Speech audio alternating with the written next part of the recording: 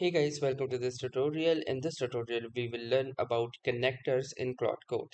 So connectors in Claude Code are pre-built software packages or interfaces that securely link cloud-based applications, services, or AI models like the Claude or AWS IoT to external data sources, APIs, and systems.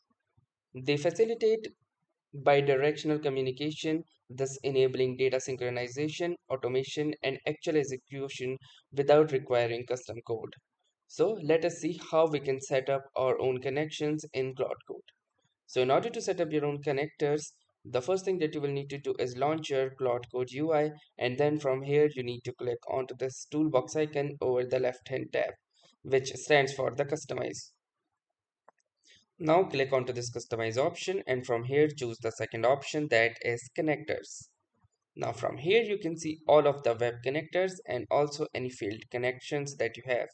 So currently I have these three successful connections with GitHub, Google Drive, and the MyRobot.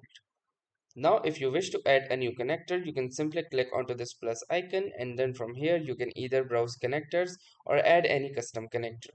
If you click onto the browse connectors, you will see for popular applications and interfaces like RAMP, Netify, Google Drive, Wix, Databricks, Kiwi.com, and many more are here in a full list. You can simply click onto any of them and log in using your credentials and do the setup process. Now, if you wish, you can also add your custom connector by clicking over to the custom option, and from here you can provide a name to your custom connector, and then you will need to provide the remote MCP server URL that you get. These kinds of connections can also be set up in tools like Bittrex or other ticketing tools, which I have personally used as well.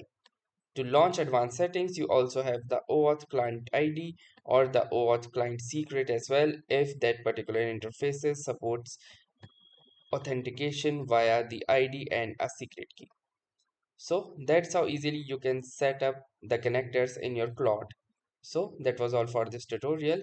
Thanks for watching and have a nice day.